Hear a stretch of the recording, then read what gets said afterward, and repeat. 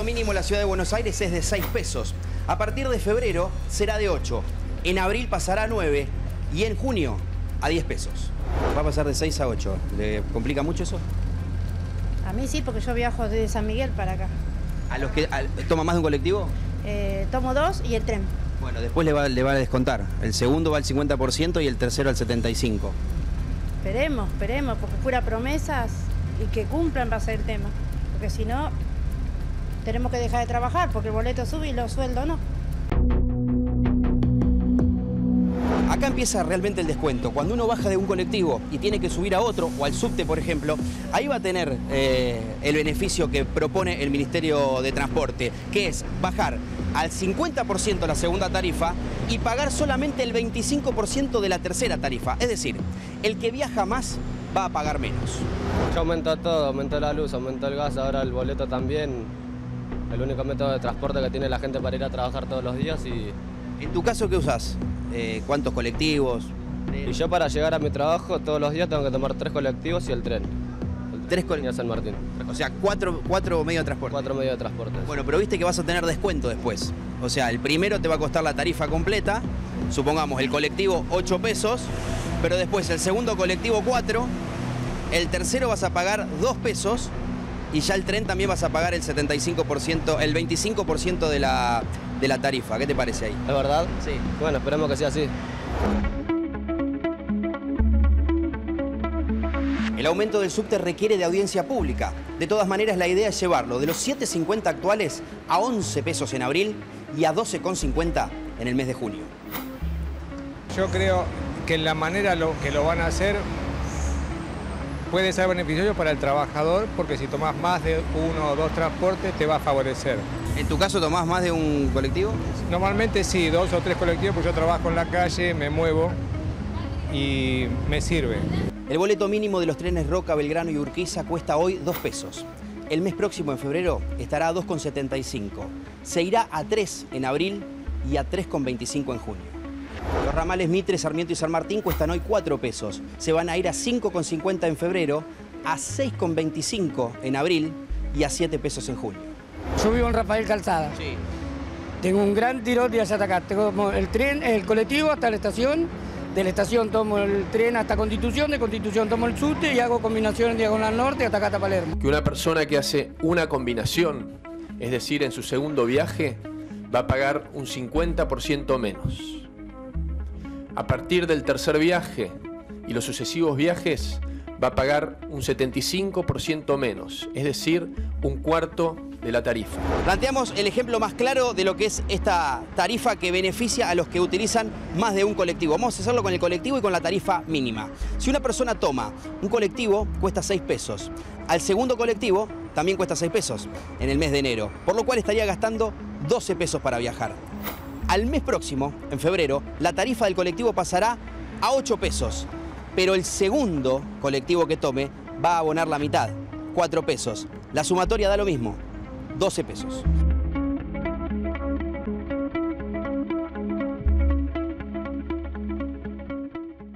Bueno, número más, número menos, esto es lo que se anunció hoy como parte de los aumentos del transporte.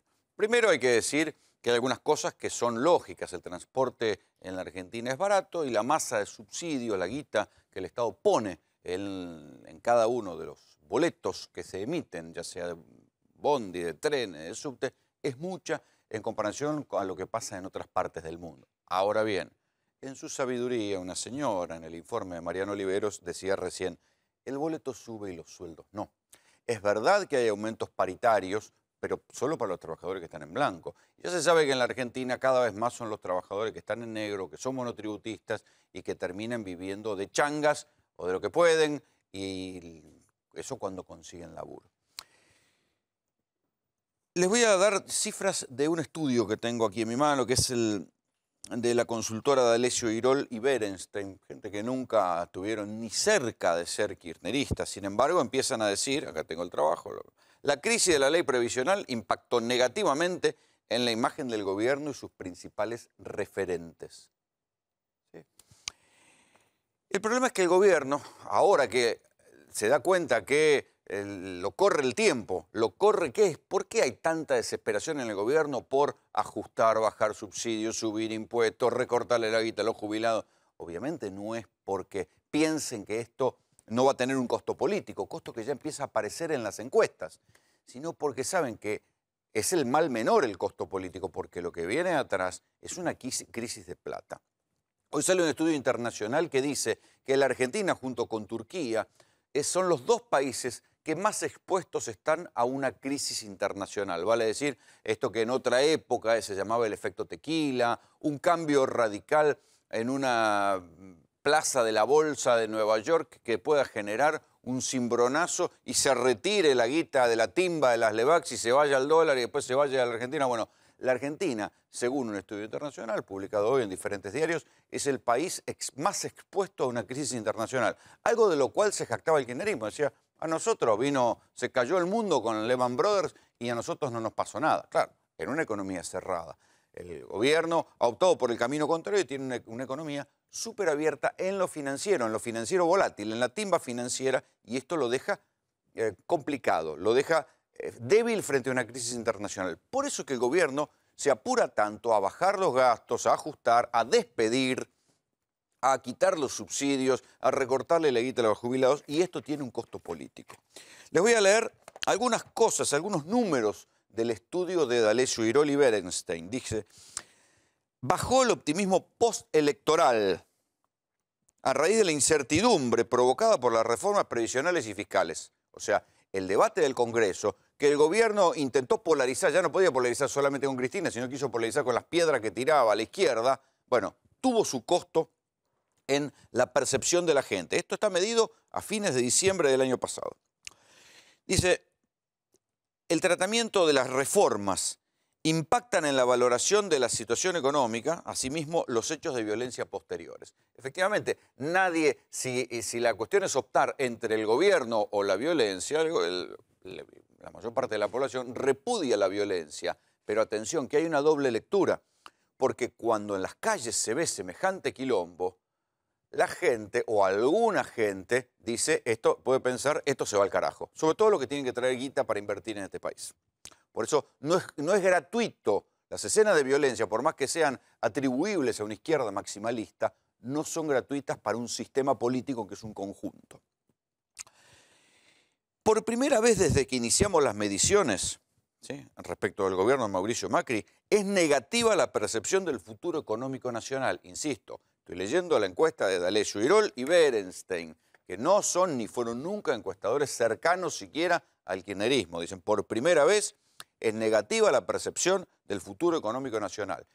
Ganaron las elecciones, todo el mundo dijo, bueno, el gobierno está sólido con un amplio capital político. En 2 meses la percepción de que la economía iba a estar peor se instaló y es mayor, digamos, los que piensan que va a estar peor que los que piensan que va a estar mejor. Y eso que se viene, a diferencia del 2016, que fue un año de caída en la actividad económica, de aumentos tarifarios delirantes, el 2017 fue un año donde por cuestiones electorales justamente no se aumentó el transporte y hubo algún grado de rebote en la actividad económica. Sin embargo, aún así, después de las elecciones y a la luz del ajuste, hubo un cambio de tendencia y son más los que piensan que la cosa va a estar peor que los que piensan que la cosa va a estar mejor. ¿Esto favorece a la oposición? No. Dice la encuesta, se percibe un peronismo fragmentado y carente de poder de fuego. Y esto también dice la encuesta, que las tensiones generadas durante diciembre golpean en forma directa a casi todo el espectro político y provocan un retroceso en la imagen de la mayoría de los dirigentes. O sea, la gente vuelve al escepticismo. Como cada vez que hay una crisis, como cada vez que se insiste en los ajustes, hay una acusación fuerte a toda la clase política. No estamos en el famoso que se vayan todos del 2001, pero sí hay un creciente escepticismo respecto de quién puede solucionar esto. El gobierno ha entrado en una lógica complicada, muchachos, que es la lógica de la desesperación por recortar y por ajustar y por despedir, y han entrado en una cosa de que se felicitan unos a otros cada vez que despiden, recortan, cortan un gasto, echan a alguien. No, es una lógica peligrosa. Uno entiende que las necesidades del déficit fiscal, de que no les estalle una bomba, esa bomba cruzada que tantas veces vimos en la Argentina, de deuda más déficit, hace que estén apurados y desesperados por bajar la emisión de deuda y bajar el déficit fiscal. Pero entrar en la lógica de festejar los recortes es complicado, porque detrás de los recortes hay gente, ¿sí? Esto es lo que hay que tener en cuenta. Detrás de los recortes hay gente. Los despidos gotean. Si bien, a diferencia de diciembre del año pasado, donde los despidos fueron de arriba de 9.000 personas, 8.900 personas más o menos, en diciembre de este año los despidos sumados fueron de 1.200 personas, ¿sí? Bajó la cantidad de despidos, pero eso no quiere decir que no siga habiendo despidos. Y los despidos se acentuaron particularmente en enero. Yo les contaba ayer que los despidos que están sucediendo en el Estado no son de los inútiles, están despidiendo lo que pueden. Este es el problema, que festejan, festejan en privado, es una manera de decir, no es que lo salen a decir en público, pero festejan y respiran con alivio cada vez que logran despedir a alguien, pero no están echando a los que tienen que echar, no están echando ni a los ñoquis ni a los vagos, están echando a los que pueden echar, a los que les termina el contrato y los cepillan. Así viene la cosa. Está la desesperación que ni siquiera miden, ni siquiera se está midiendo a quienes se están despidiendo. En Azul, por ejemplo, tuvo varios días cortada la Ruta 3 porque una fábrica de fabricaciones militares que se llama Fanazul, que tiene miles de hectáreas, la quieren cerrar y hay mucho rumor de que lo que quieren es privatizarla para vender la tierra para que alguien plante soja ahí. Fíjense el nivel de desesperación que hay a la hora de recortar gastos públicos en el Estado. Hay cantidad de dependencias en la provincia de Buenos Aires que están paradas por la desesperación de los recortes, cantidad de despidos en el Ministerio de Educación. Sobre todo, hay despidos de dos clases. Los despidos son en el área pública y si no en el área privada. En el área privada los despidos son industriales, ¿sí? Y nosotros les contamos muchas veces que muchas veces esos despidos no se notan porque el tipo que sale despedido va y se da vuelta y saca el monotributo para poder cobrar algún grado de subsidio social. Y ese que cobra ese subsidio social, del mismo modo que cobra asignaciones universal por hijo, no termina apareciendo en la lista de desempleo. Es un truco estadístico, discutible, pero tarde o temprano eso se ve. Se ve cuando uno cruza la línea de desempleo con la línea de pobreza. Vean esto, los cuadros de preocupación de la gente respecto de la gestión del gobierno. ¿Qué es lo que más le preocupa a la gente? A diciembre, lo que más le preocupa a la gente, el 83%, la inflación. Y segundo, la inseguridad. No hay nada nuevo, muchachos. Lo que pasa es que creció. En mayo, la inflación, la preocupación de inflación era del 74, creció a 83. ¿Sí? Entonces, inflación e inseguridad. Solo que la inseguridad bajó. Ya no es el 69 como era en mayo, sino que ahora es el 68. En diciembre es del 83. ¿Y saben por qué en diciembre es del 83 la preocupación de la inflación?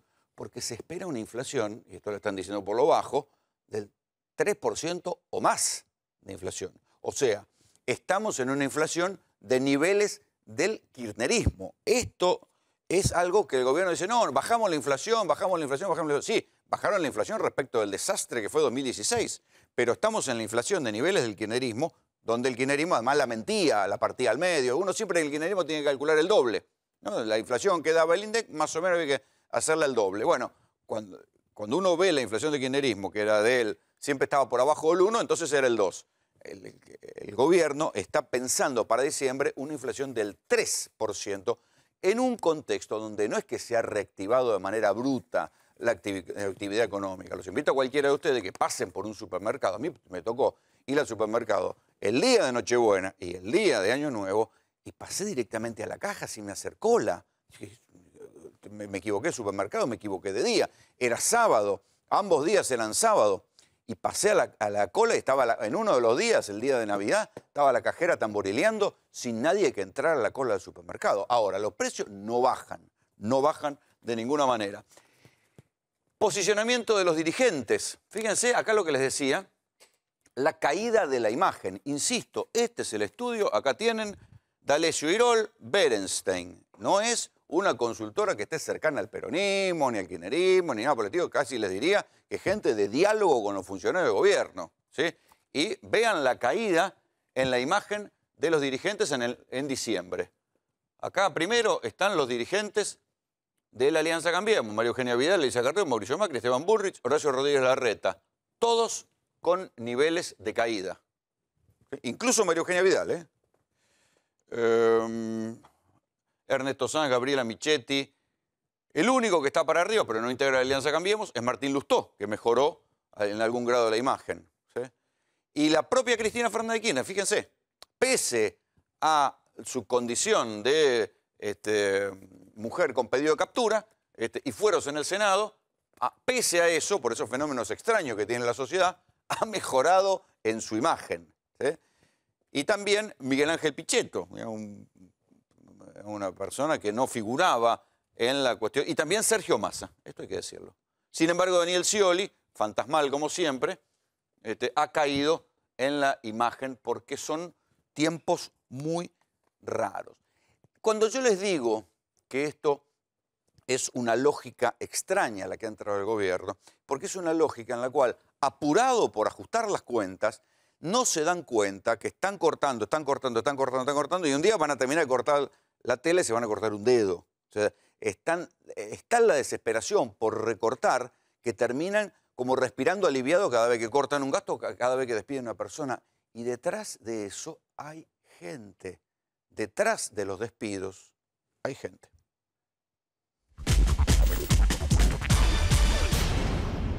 Bueno, la situación de Radio Nacional es que vienen en un proceso de discusión de compañeros con contrato, terminaban el 31 de diciembre. Ya desde la semana pasada sabían que iban a haber despidos. Primero estaban negociando para efectivizarlos y de repente dijeron que iba a haber despidos, pero no dijeron a quiénes iban a despedir. Los compañeros terminaron el año todos muy angustiados, se fueron a su casa sin saber si iban a tener trabajo o no esta semana. Somos 180, hay 154 trabajadores que somos técnicos de televisión de muchas ramas.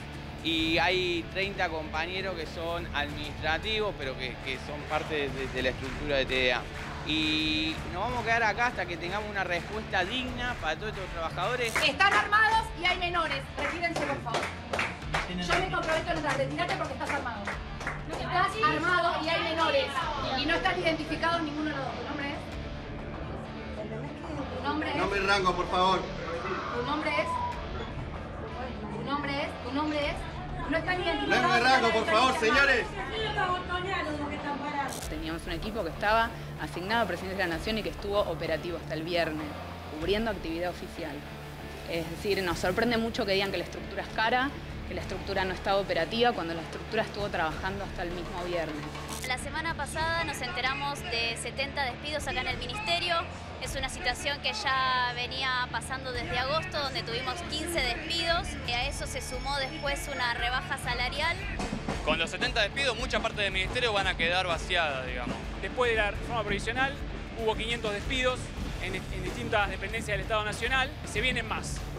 El informe de dotaciones óptimas indica que son 20.000, que van a ser 20.000. No pueden decir que no trabajábamos. Somos lo más lejano un ñoqui. Siempre con profesionalismo, porque siempre creímos que se puede trabajar y producir contenidos audiovisuales de calidad desde el Estado. Es esto lo que se está desmantelando ahora.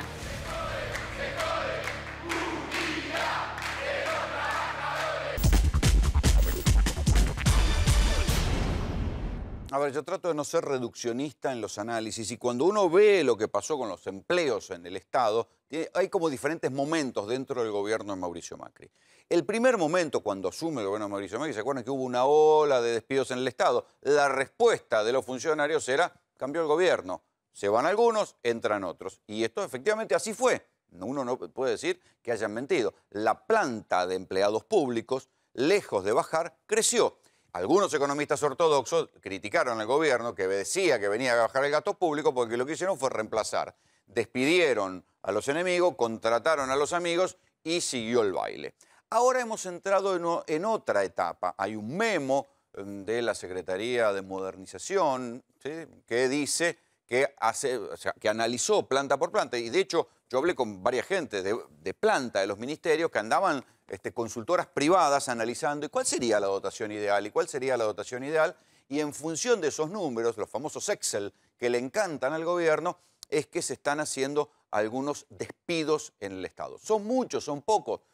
Cada cual sacará su cuenta. Para aquel que lo despide, les aseguro que es muchísimo, sobre todo en un contexto, porque esto es lo que pasa en el Estado, donde en la esfera privada no es que abunda el laburo. Hay industrias que, insisto, yo entiendo que son industrias que, producto del cambio de modelo económico, sean industrias que estén condenadas a perder gente. Calzado, textiles, metalúrgicas. ¿Sí? Uno puede decir, bueno, esas industrias, el modelo económico cambió. Pero no es que las otras industrias a las que les esté yendo mejor estén generando empleo. Esto es lo curioso. No es que otras industrias que le están yendo mejor estén generando empleo suficiente, por lo menos, para absorber a los tipos que salen de la industria del calzado y de la industria de la textil. La obra pública. Vean lo que pasa con la obra pública. Aumentó muchísimo la obra pública. Uno puede decir que bajó el costo después del festival de los José López y del kirchnerismo y de los sobreprecios en la obra pública. Ahora bajó el costo de la obra pública, pero con la obra pública no alcanza a dar mano de obra a niveles necesarios, por lo menos para los niveles de desempleo de la Argentina, porque la obra pública moderna se hace con mucha máquina. Digamos, para los túneles se usan tuneladoras, para el asfalto se usan máquinas. No es que es una industria que dé mano de obra y sobre todo que le pueda dar mano de obra a la gente no calificada o a la gente que viene de otros laburos. Y si no me creen esto, piensen en el campo. Al campo le han bajado las retenciones, de hecho durante todo este año se la van a bajar 0,5% de las retenciones a la soja para que los sojeros puedan producir más. Y una de las cosas que dice siempre el gobierno, dice, bueno, se irán de la industria del calzado e irán a fabricar tractores, porque la Argentina es líder en la fabricación de tractores. Bueno, les voy a contar el ejemplo que sirve para esto, que ni siquiera las industrias a las que les debería ir bien o las que están ganando, están generando mucho laburo. Los dueños de la fábrica de cosechadoras Basali Fabril, Sociedad Anónima, despidieron 52 trabajadores en diciembre. También. ¿Dónde está esta fábrica? En Firmat. ¿Sí? Y ya se habían desprendido, ¿sí?, de 500 empleados. Entonces, incluso las fábricas de los sectores a los cuales el gobierno apuesta por su propio modelo, tampoco ellos están generando laburo suficiente. No solo no están generando laburo para absorber a los otros, sino para contener a lo que ya tenían. Entonces, hay algo que está como desfasado. ¿Sí? Hay despidos en el Estado y uno puede decir, bueno, la planta estaba exagerada, los 200 ñoquis del Congreso, ok.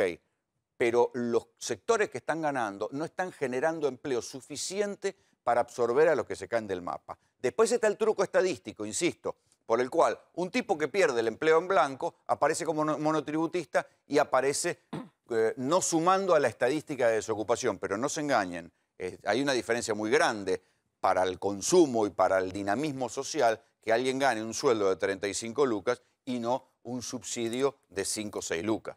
No hace falta que les explique qué representa esto. Aquí Néstor Espósito tiene detalles de lo que está pasando en algunas dependencias del Estado. Una cosa que, claro, los partidos de izquierda lo magnifican, el gobierno lo minimiza, pero acá están los números. La Asociación de Trabajadores del Estado, que es la fuente central de todo este informe, habla de la cantidad, enumera en realidad los despidos. Nos hemos enterado en las últimas horas de 16 despidos en Radio Nacional, anteriormente 166 en la TDA. Estas son decisiones políticas. Tal cual. Son decisiones de modelo económico-cultural. Y además cultural. El kirchnerismo se jactó de la TDA, de la generación de contenido, que también hay que decirlo, ¿no? Digamos, buena parte de esos contenidos no generaron cosas de calidad, sino que lo que se ha generado era mucho empleo y mucho clientelismo también. Pero en cualquier caso eran laburos respetables y sobre todo eran laburos calificados. Cada uno de estos 166 personas que se van acá son universitarios, son técnicos calificados, son tipos que si después salen de ahí y se salen al monotributo y su ingreso cae drásticamente. Son tipos universitarios calificados. Uno puede criticar el modelo cultural, industrial para el cual se diseñó la TDA y lo ineficiente que fue, pero a la hora de los despidos, yo no tengo duda de que los me pongo. Digo, son 166 tipos que pasaron de cobrar un buen sueldo al tacho en una industria que está complicada también. Y hay un tema en particular. Digo, mi hijo, que tiene 8 años, conoció a Juana Zurduy y a San Martín gracias a Paca Paca. Y Paca Paca, con estos despidos, está en jaque. Y en jaque complicado. Claro. Lo que hay aquí es una serie de enumeraciones. Fabricaciones militares de Azul, lo que les contaba antes. Esto generó casi una conmoción en Azul, porque no sé cuántas fábricas habrá más grande que Fanazul en Azul. 230 despidos que ya venían de otros despidos con la sospecha seria de que lo que están buscando es privatizar. Y acá uno dice, bueno, demos 2 pasos de distancia y discutamos otra vez la cuestión de Lara San Juan. ¿Sí? Porque recuerden que cuando fue lo de Lara San Juan yo decía, una cosa es ajustar y otra cosa es pegarse un tiro en el pie. Una cosa es utilizar, recortar los presupuestos de las Fuerzas Armadas, pero no recortarlos hasta tal niveles que la Argentina sea un país bobo, sea un país sin submarino para patrullar la Pampa Azul. Y también le decía, muchachos, es hora de 40 años después de la dictadura, de rediseñar Fuerzas Armadas modernas y bien equipadas. No tiene ninguna lógica despedir gente, después de Lara San Juan, despedir gente en fabricaciones militares de Azul. No tenemos ningún interés en tener algún grado de armamento para nuestras fuerzas de seguridad. No tenemos ningún interés, Argentina no tiene ningún interés en tener fabricaciones militares. Es complicado. O sea, esto genera una rediscusión sobre las Fuerzas Armadas y para qué tenemos militares. Porque si no, blanqueemos la discusión y digamos, ¿saben qué? Queremos ser como Costa Rica. La Argentina es un país inmenso, pero quiere ser como Costa Rica y no quiere tener más Fuerzas Armadas, quiere tener solamente fuerzas de seguridad. Bueno, eso es otra discusión. Pero seguir recortando los presupuestos de defensa en áreas estratégicas, como pueden ser las fabricaciones militares, a mí me da que hay alguien que está haciendo las cosas, o se están haciendo las cosas, o presentando las cosas como hechos consumados. Otras dependencias con despidos. Ministerio de Energía, 140 personas. Acá hay que ver de qué se trata. Sí, déjame son empleados, son técnicos. Respecto a lo que decías antes, hay 60 despidos más previstos en fabricaciones militares en Río Tercero y en Villa María, en Córdoba. Y claro, del total de la planta... Por eso te digo que esto hay que discutirlo en función de lo que pasó con el Lara San Juan, que es recorte en defensa. Además, del total de la planta de contratados en el Ministerio de Defensa, no fueron renovados 354 contratos. Así, 354 personas que cumplían alguna función, que fueron contratados específicamente para una tarea, no se les renovaron los contratos. En Energía 140, en Ambiente 30, en Jefatura de Gabinete, esto es al más alto nivel del Gabinete Nacional. Claro, pero esto pueden ser cuestiones de eficiencia, ineficiencia, despido, terminan los contratos, aprovechamos y lo despedimos, lo que sea. Pero a mí lo que me preocupa es esto. Sí, tal cual. Sí, me preocupa fabricaciones militares de Azul, me preocupa la TDA, porque esto quiere decir, es más allá de la decisión política de terminar con la producción de contenido de parte del Estado, son 166 personas calificadas que se quedan sin laburo en una industria como es la comunicación, que no se sabe para dónde demonios más. Mientras cambiamos de placa, quiero hablar un poco con Esteban Trebuch, porque esto no es solamente una cuestión nacional, también está pasando en la provincia de Buenos Aires. Sí, exactamente. Lo que se da en la provincia de Buenos Aires es muy paradojal, porque por un lado echan gente, la UEP, que es la unidad ejecutora provincial que depende de la Dirección de Escuelas, estuvo paralizada prácticamente durante 2 años porque no se asignaron obras para hacer. Es decir, los empleados no tenían nada que hacer porque las autoridades no hicieron nada para que los empleados trabajen. ¿Ahora no hicieron obras en qué? ¿En escuelas? Sí, básicamente son obras en escuelas. No es precisamente una buena noticia, ¿no? Digamos que no haya habido obras de manera intensiva en las escuelas bonaerenses, que ya sabemos que han quedado después de la gestión Scioli en estado calamitoso. Es decir, la UEP la vaciaron, están echando gente. Hay protestas en la Ciudad de La Plata hace varios días. Hasta ahí fenómeno, la información es así. ¿Cuál es la contradicción, Rolando? Es que todos los ministros de Vidal, todos y los secretarios también, tienen partidas propias para contratar a sola firma, como si fuese una contratación de servicio, una prestación de servicio, asesores, y los pueden contratar a rolete, Rolando. ¿Y qué hacen? Los siguen contratando. Y como los asesores cobran un honorario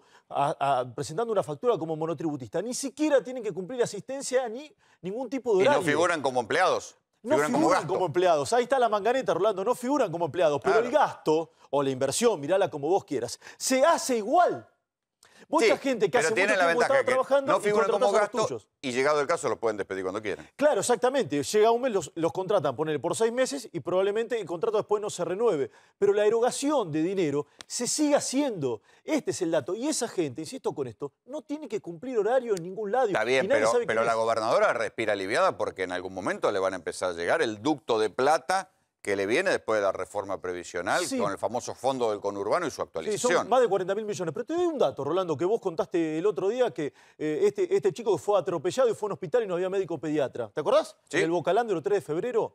El presupuesto del Ministerio de Salud de la provincia de Buenos Aires está subejecutado, por debajo del 70%. Y pasaron 2 ministros durante este año y todavía no se formó equipo de trabajo. ¿Qué quiero decir con esto? A ver, Hay una falta recordémosle a de la gestión en gente, algunas áreas. subejecutado es que no supieron qué hacer con la plata. Exactamente. Como si exactamente. en los hospitales bonaerenses no hiciera falta la guita. Exactamente, Rolando, a eso iba. Es decir, más allá de que puedan fluir más fondos, que Vidal es la dirigente con mejor imagen positiva del país, que al lado de Scioli es Churchill, no hay duda de eso, hay fallas gruesas en muchas áreas de la gestión. Y en una como la que te estoy marcando es en salud. Además de esta, no sé si decir contradicción, que por un lado echan gente, pero por el otro lado, algunos amigos del poder, en función de asesores, los contratan a sola firma. Vamos a más datos. Ahí también hay una cuestión, lo que decía Esteban, una cuestión de sensibilidad humana, ¿no? En la web, entre 180 y 210 despedidos fueron despedidos por email. Se enteraron que los iban a despedir porque recibieron un email. Contábamos recién lo que está previsto como en los próximos 4 meses como cesantías, despidos indirectos. En defensa, les contábamos, no fueron renovados 354. Esto es lo que yo decía, despiden a los que pueden. Tal cual. Porque seguramente entre esos 50 contratados había gente capaz, pero lo pueden despedir, lo despiden, porque de arriba están mirando cuánta plata ahorran. En el Correo, donde hay una planta de 16.500 empleados aproximadamente, está previsto el despido de 1.700. La fuente, insisto, es la Asociación de Trabajadores del Estado. Fíjense qué extraño, los correos están renaciendo en todo el mundo, incluso los correos estatales, porque cada vez más los países modernos, y esto también lo busca este propio gobierno para reducir los precios, existe el e-commerce, el comercio virtual. La gente compra de su casa y los correos están renaciendo en todo el mundo porque les llegan los paquetes y con esto se ahorra dinero de locales, de ir al shopping, se ahorra tiempo. Hay cosas, por ejemplo, cuando uno va a una ciudad como Londres, ya no existen más las tiendas donde comprar tecnología. Uno quiere comprar un cable USB y lo compra por internet y Amazon o cualquier otra de las distribuidoras te lo manda a tu casa. No es que vos vas al negocio y decís, señor, deme un cable USB. No existe más eso. Todo te llega por correo porque los envíos son bajos. O sea, los correos en todo el mundo están renaciendo, salvo en Argentina, donde despiden 1.700 personas. A propósito de esto, la AFIP anunció esta noche que los envíos, las compras electrónicas a través de Internet que vengan por correo argentino con un valor inferior a los $25 no van a pagar el shipping, no van a pagar el traslado, con lo cual el correo argentino empieza a adquirir también una importancia superlativa, sobre todo por esto del comercio electrónico y por esto que desde la AFIP parece alimentárselo y desde la estructura del recorte. Por esto digo, es una lógica complicada cuando empiezan por desesperación a cortar cualquier cosa. El caso del correo es emblemático, el caso de fabricaciones también, militares también. La Argentina, después de la Ara San Juan, tiene que rediscutir su modelo militar. No importa, echamos a la gente igual y después vemos. La Argentina está rediscutiendo su modelo de comercio, por eso hay tanta pelea con Moyano, yo se lo vengo diciendo, porque el costo de la logística vía los sueldos de camioneros es alto en la Argentina. Sin embargo, a pesar del renacer del correo, donde hay que decir que es un sindicato diferente al de los camioneros, están despidiendo gente, pese a que el correo es una actividad en expansión en todas partes del mundo. Increíble. Acá nos encontramos con otro dato preocupante, que es el tema de la Kumar. La Kumar es la autoridad de Cuenca, Matanza, Riachuelo, los que tienen que limpiar el riachuelo.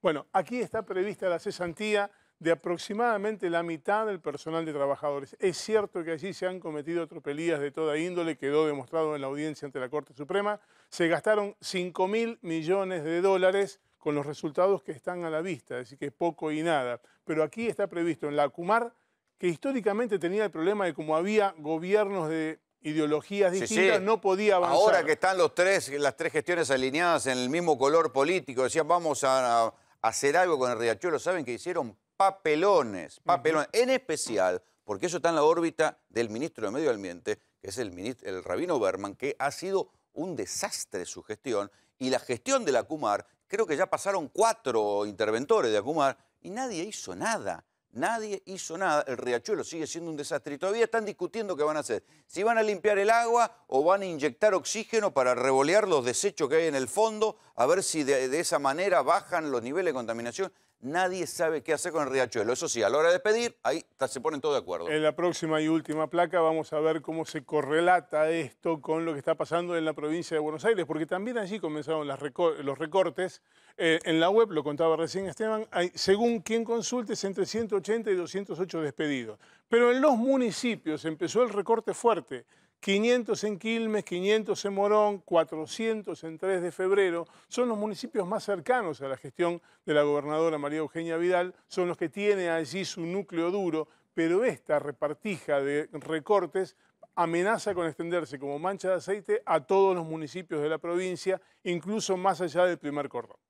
En el caso de la chica de Gualeguaychú, de Nair, todos nos preguntamos, ¿cómo esa chica tan menuda, tan chiquita, puede realmente accionar un arma?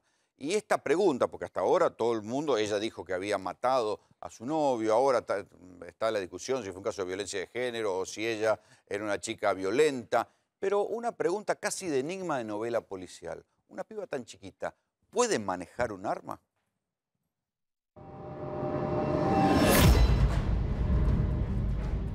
Una chica de 19 años en la comisaría dijo, basta, no busquen más, lo maté yo. ¿Se sabe, dijo, deslizó en algún momento esta niña por qué hizo eso? Y la única manifestación que hizo fue que por el momento iba a reconocer el hecho y que más adelante iba ella a ampliar esa declaración explicando por lo cual los motivos que iba por qué había producido el hecho.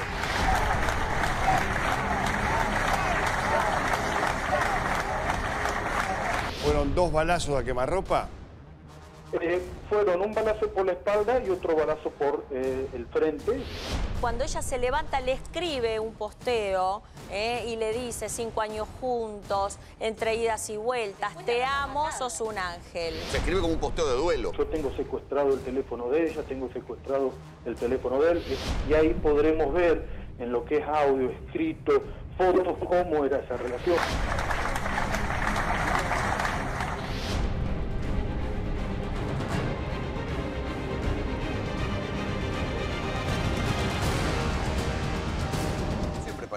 Estas intrigas, ¿a quién le pedimos que venga? A Rubén Martín. Le dijimos, a ver, esta chica que dice que tiene 19 años, que parece una piba de 15, tan menuda, ¿es capaz de manejar una 45? No, una 9 milímetros. Una 9 milímetros. ¿La reglamentaria del padre? De hecho, no sé si se podrá ver alguna de las cámaras.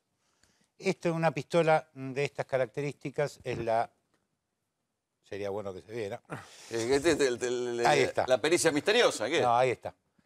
No sé si llegan a dar un acercamiento. Ahí está. Si llegan a ver el arma, esta es la mía, es la personal. Es un arma de dotación, es una 9 milímetros NATO. O sea, de fuerza de seguridad. Es más, la 9 milímetros esta, cuando se impuso como arma reglamentaria de todas las Fuerzas Armadas y de Seguridad de la Argentina, su nombre genérico es Browning HP 45, 45 por el año que entró en servicio en Estados Unidos. Es un arma de uso militar. Esto es un arma que cargada pesa alrededor de, está rondando los 2 kilos. Es un arma que... Y patea. No solamente eso, olvídate de ese detalle. Te voy a decir las inconsistencias del caso, por lo cual el fiscal va a tener que estudiar mucho este tema.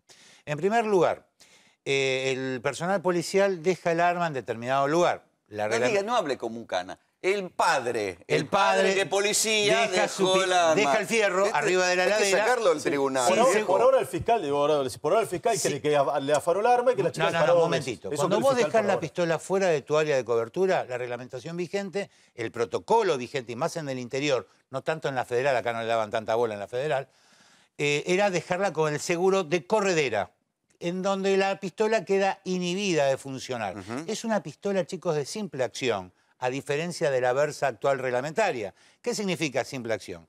El sujeto pone el almacén cargador en la pistola, tira la corredera hacia atrás, suelta y carga el primer proyectil en la recámara. El martillo queda levantado, alzado, en posición de fuego inminente. Eso lleva en condición de fuego... O sea, es un solo movimiento para poder estar ya está lista para tirar. Pero ¿qué es lo que pasa? Vos le bajás el martillo para aportarla. Cuando le bajaste el martillo al arma, queda desactivada.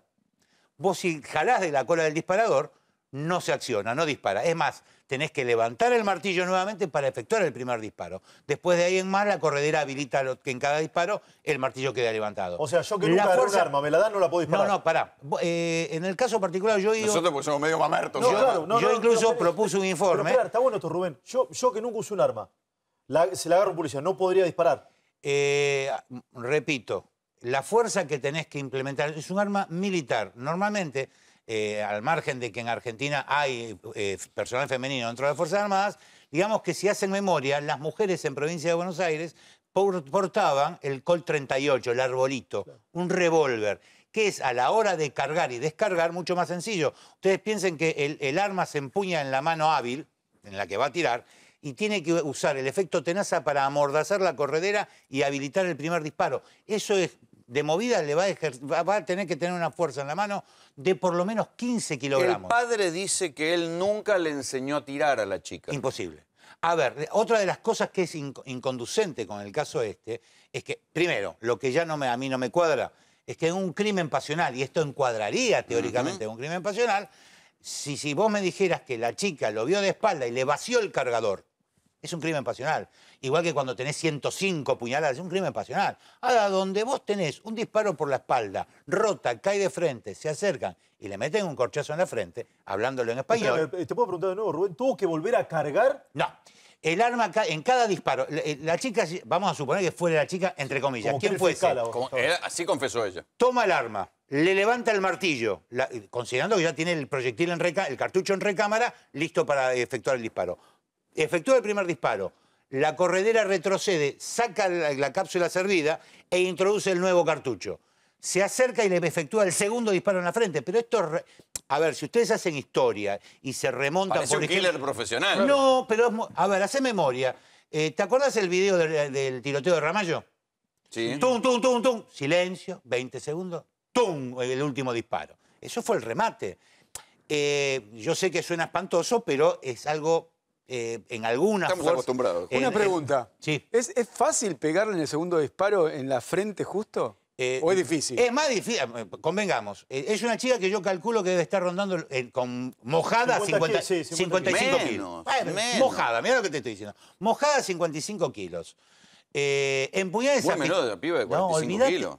A ver, por más que le dé la parafina, le dé positivo... Muy delgadita de brazo. Pero hay algo que es definitorio en todo esto y es que lo que no te cuadra, igual que la alfombrita, los pies de Nisman arriba de la alfombrita en un suicidio, lo que no te cuadra en un crimen pasional es el empleo de 2 disparos nada más. El primero, esto se usaba mucho en la década del 70, los viejos policías, esos que cuando se cagaban a tiros con chorros pesados, le daban uno para herirlo y que tomara conciencia que se iba de viaje, se acercaban y lo remataban. Eso es histórico. Vos lo sabés tanto como yo. Desde en la época del pibe cabeza, por dar una cronología que le dé circunspección al tema. ¿Sabemos si hubo prueba de parafina? Le hicieron prueba de parafina a toda la familia. La prueba de parafina, cualquiera del kit que esté... Y él es policía, sabe cómo esquivarla. Porque lo que detecta la prueba de parafina, chicos, es la presencia de nitratos y nitritos. Si una prueba que nunca se le hace, lo primero que te pregunta es qué oficio tenés, porque si, por ejemplo, trabajás en un taller mecánico, en donde tenés mucho uso de grasa grafitada, olvídate, da positivo. ¿Te puedo dar un dato que puede avalar tu hipótesis, Rubén? En teoría, el relato oficial indica que la chica vuelve a dejar el arma en el mismo lugar y el padre sale a laburar. El papá sale a laburar.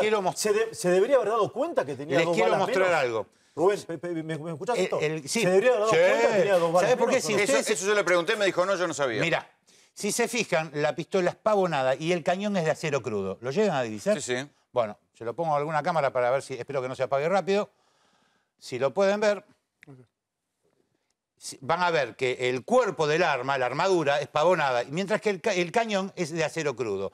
Les comento algo. Cuando vos efectuás un disparo con esta pistola, deja sedimento negruzco sobre el cañón, que si vos la tenés limpita, en cuanto la ves, te das cuenta. Un policía se da cuenta. Te faltan 2 cartuchos. ¿Qué salís a la calle sin 2 cartuchos?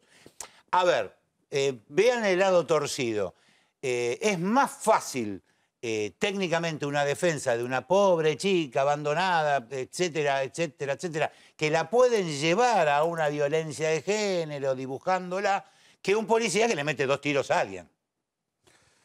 Van a ver esta escena porque en Rosario pasan cosas raras. La semana pasada me tocó ir a declarar en el juicio de los monos por algo que nosotros habíamos presentado aquí en Tercera Posición hace varios años, que era la connivencia del juez instructor de la causa contra los monos, el juez Juan Carlos Viena, con otra parte, con un muchacho que había sido acusado de lavar dinero y su padre, ¿sí?, había aparecido el juez con el padre de uno de los muertos, involucrado también en negocios de narcotráfico, en una pelea en Las Vegas. Por eso me tocó ir a declarar. Pero los monos cayeron en desgracia y las dos bandas que se disputaron el sur de la ciudad de Rosario son dos fracciones de la Barra Brava de Newell's. Uno de los miembros de esa fracción, de la Barra Brava de Newell's, que es reconvertida al narcomenudeo en la zona sur de Rosario, está en arresto domiciliario. No se entiende cómo alguien que está sospechado de integrar una banda narco está en arresto domiciliario, pero pasan cosas raras en la justicia argentina y en la justicia de Santa Fe, ni les cuento. El detalle es que no solo está en arresto domiciliario, sino que además festejó Año Nuevo disparando una ametralladora.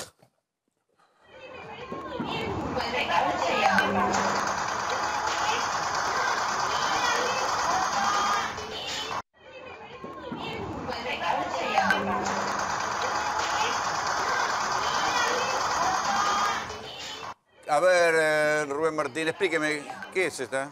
Es una metra, probablemente no la llego a divisar bien, pero probablemente sea un halcón. Una FMK de las que usaba el ejército en una época. Es una calibre 9x19, una calibre 9 milímetros NATO, como la del arma reglamentaria. El cargador creo... Si no es para uso, no es que con permiso, tenés un permiso para portarla. ¿En la ferretería la venden esa? No, ¿La venden en la ferretería? Aparte no es muy aconsejable, está usando, si se fijan, el energúmeno, está tirando con un ángulo de 45 grados que le permite al proyectil de 9 milímetros caer su máximo alcance. O sea que a alguien le puede pegar un tiro. Sí, no, eso cayendo, donde cayó, mató. Hay algo que no puedo creer. ¿Ese señor que está ahí está en prisión domiciliaria? Sí, le doy el dato. Alan Funes se llama este muchacho que aparece en un video. Está detenido en su casa desde octubre pasado. ¿Sí? Integra una de las dos bandas. Tiene que estar preso de nuevo.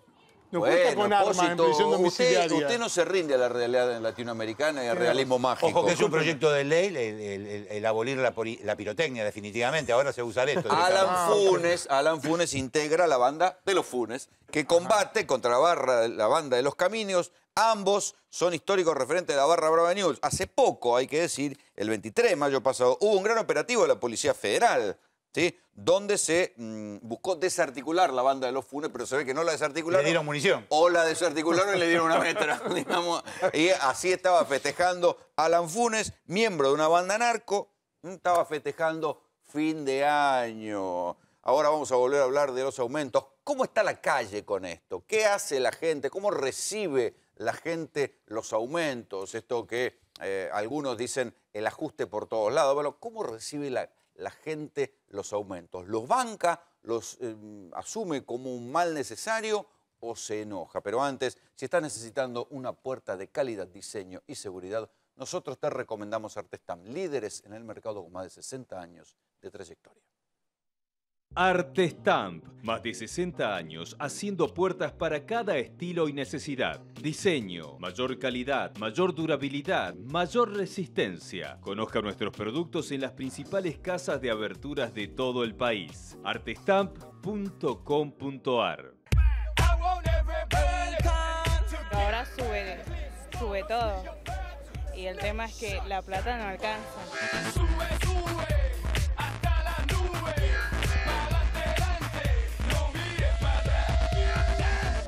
¿Cuánto cobrás por mes y cuánto gastás en transporte público? Será un 25% de mi sueldo de lo que gano. Como tren, subte.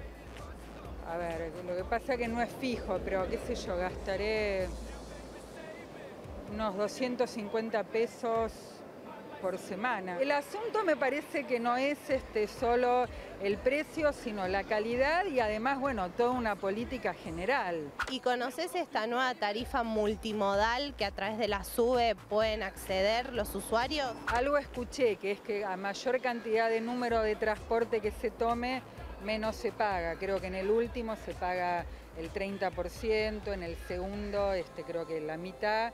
Y en el primero, bueno, creo que se paga completo. Yo viajo poco en el transporte público porque vivo cerca de donde trabajo. Y sí, sé que cuando viajas más se abarata el precio unitario del viaje.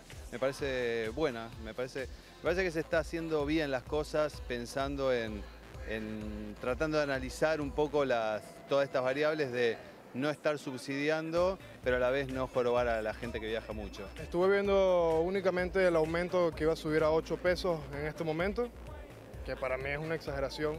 O sea, mucho dinero lo que se va a consumir, casi, qué sé yo, el gran porcentaje de mi sueldo se va a ir en pasaje. Y decir si nada más es pasaje para ir al trabajo.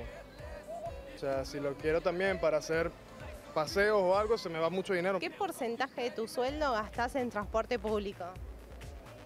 Y casi la mitad de mi sueldo. Por día tomo 6 porque son 3 de ida y 3 de vuelta.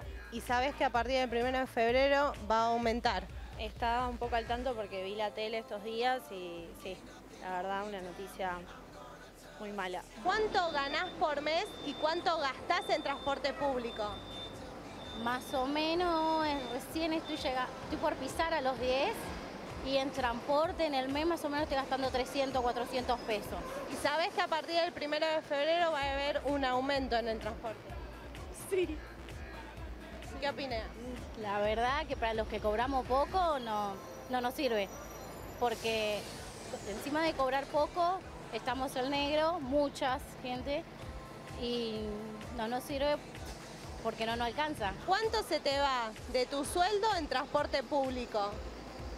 Y más o menos en un mes, 2.000 pesos más o menos. ¿Y cuánto transporte público tomás? Y en el día tomo 3. ¿Y conoces esta nueva tarifa que se llama Red Sube? Que si tomás más de un transporte te va a salir un poco más barato. Pero no me interesa porque no me ayuda en nada. Por ejemplo, nosotros los jubilados, ¿en qué beneficio, qué beneficio nos da para que podamos viajar? Si yo tengo que decir para que cambie las cosas, no cambia nada. Siguen haciendo lo que a ellos se les parece. Bueno. Y la plata para el bolsillo de ellos. Gracias. Un beso, que te vaya bien. ¿A quiénes favorece el boleto de la Red Sube o no sé cómo le van a llamar, el poliboleto? ¿A quién favorece? ¿Sabés, Rolando? Estaba escuchando atentamente a la gente, ¿no? En realidad no favorece a nadie. Alguno que otro puede salir empatado. Y acá el problema central es la inflación, que no le pegan con la inflación. ¿Por qué? El ministro lo dijo esta mañana, que en realidad este aumento promedio del 70% retrotrae el subsidio a marzo del año 2016. O sea que esto no termina en junio. Para recuperar por eso hoy Dietrich solo habló hasta junio 2016. Claro. Sumado hasta junio 2016 el aumento del 66%. La segunda mitad, el segundo semestre, te lo debo. Él lo dijo clarísimo. Esto es un aumento para recuperar la inflación de los últimos 2 años. O sea que hasta junio del 2018 no termina. Este aumento va a seguir y es consecuencia de la inflación. Acá tengo los salarios. El ingreso promedio de la Ciudad de Buenos Aires de una familia, 29.000 pesos. El ingreso promedio de una familia en el resto del país, encuesta permanente de hogares, 21.000 pesos. Ingreso de las familias. Ahora,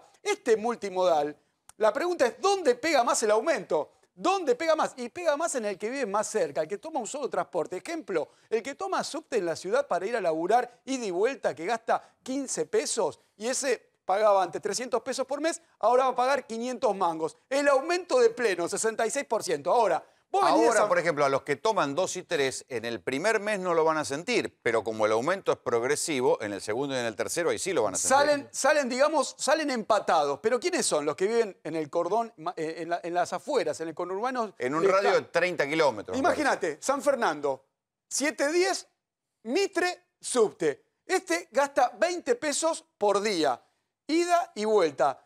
Son 800 pesos por mes. En junio, con el aumento, ¿viste? El multimodal, que al principio pagas el 100, el 50 y el 25, pero la vuelta es al revés. Bueno, va a pagar exactamente lo mismo, 800 mangos, no le modifica nada. Es un avance para el trabajador que viene de San Fernando. De San Miguel lo mismo, y el ejemplo del ministro de Lanús, ¿no? Te tomás el 89, el Roca y el dice subte. que van a gastar lo mismo, pero en el primer mes. Cuando avance el aumento, no va a ser lo mismo. Claramente, cuando avance el aumento, seguramente, además de tener que pagar luz, gas, agua, nafta, prepaga, y el trabajador va a seguir perdiendo, Rolo. Así nos vamos. Esto fue Tercera Posición. Buenas noches. Accede al auto que siempre soñaste. Conoce AutoAdvance. www.autoadvance.com.ar. AutoAdvance lo hace posible.